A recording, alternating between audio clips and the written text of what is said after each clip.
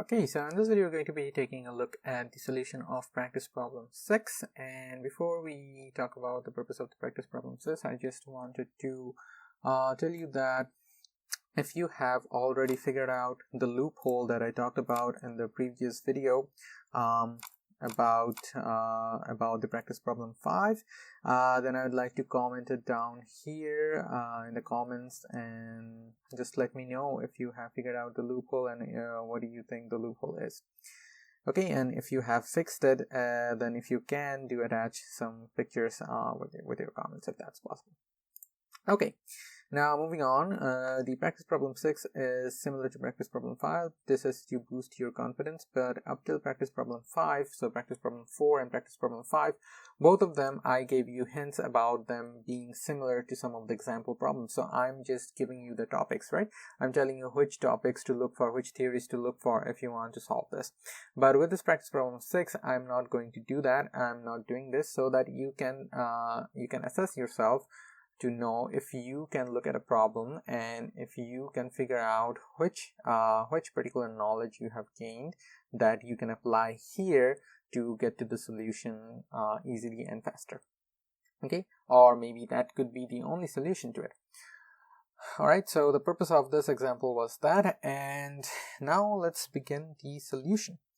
Okay, at the very beginning we're going to be placing let's say we don't actually need a coordinate system this time, because this is going to be the application of Lamy's theorem.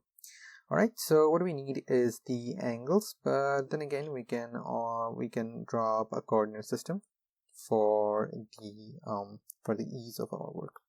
So if you take a pen, and again this would be the coordinates right over here. Okay.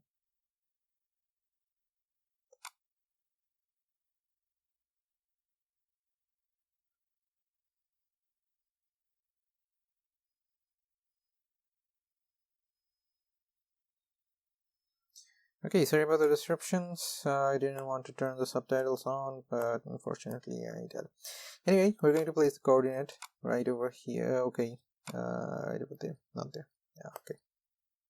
Alright, so that's where we're going to place the coordinate. If we place the coordinate, let's move it aside for us to do our work with ease. So if this was the coordinate, then let me draw out the cables.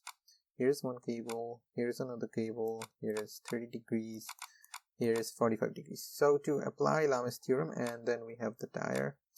So if we convert them into forces, then we have 3 forces, another force is downwards.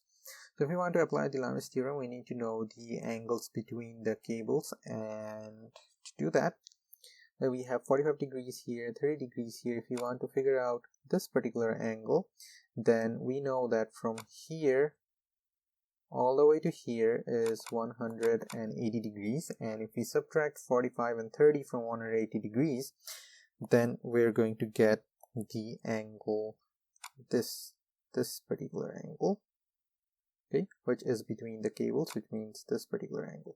So to get the angle, what we're going to do here is 180 minus 45 minus 30, which comes out to be 105 degrees. Okay, similarly, we know that this angle is 90 degrees and this is 30 degrees. So if we add them up, so 90 plus 30 comes out to be 120 degrees, then we know this angle, which is 120 degrees. Similarly, for this case, we're going to be adding 90 plus 45 to get this angle, which is coming out to be 135 degrees. So now that we have our angles, we can easily apply Lamy's theorem to get to the answer. Okay. Alright, so at first let me just erase the unnecessary stuff.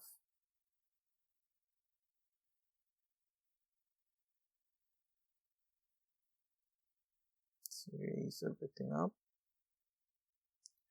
Okay, now let's we can either redraw it or we can use it. We can use this particular thing. Okay. Erase. Alright. So let's draw up the angles here. So this is 105 degrees. this here is 120 degrees, this right here is 135 degrees. All right, we know that, and we also know the total weight here. The tire is weighing 20 kgs and the child is the tire is 50 and the child is 20. So here we have 50 plus 20 comes out to be 70. If we want to convert the kgs into force, then we'll multiply it with 9.81, which is coming out to be 686.7 newtons. So we have 6.7 newtons here. And now further, if you want to know how I knew that I'm going to apply the Lamis principle here, is the Lamis theorem here, is because looking into the question, I saw that there are three forces here. The two forces are the cable forces that we have to calculate. So two unknown forces out of the three, and we only have one force that's giving us the value.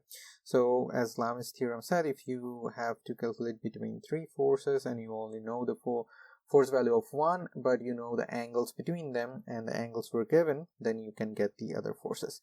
That's how I knew that this is going to be fitting in here.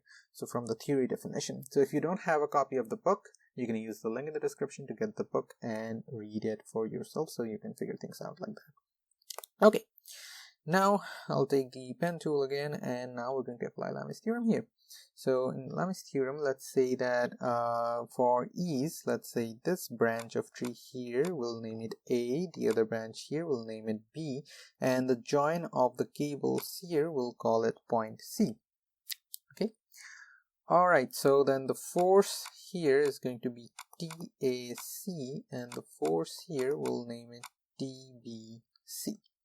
Alright, now if we apply Lamis theorem, we get TAC by sine 120 degrees, that is the opposite angle to that force, equals to TBC. The opposite angle to TBC is sine 135 degrees, equals to 686.7 by the opposite angle, which we have as sine 105 degrees. Now from here we can say that TAC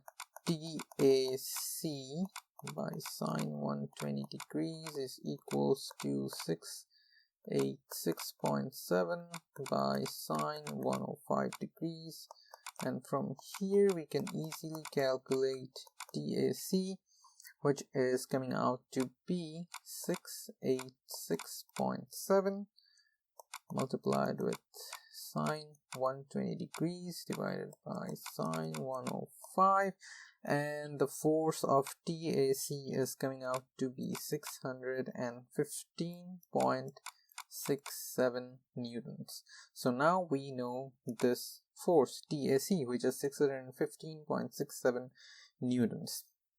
Alright, and we know the capacity of the cables is 850 newtons. That means this cable is okay. It will not tear apart or break apart.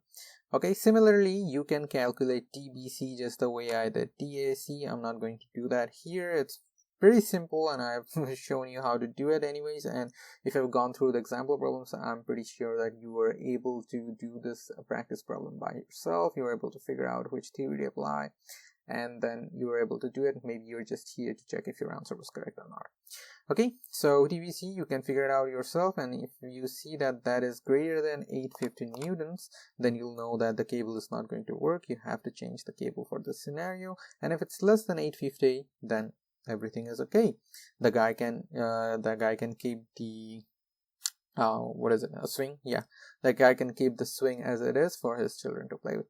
Okay, all right, so that was it. Thank you very much for watching, and I hope you got to learn something new. And if you have already figured out the value of TBC, don't forget to mention the answer in the comments down below, and if the answers are correct or matching mine, I'll let you know. All right, thank you very much for watching, and I hope you got to learn something new. Have a great day.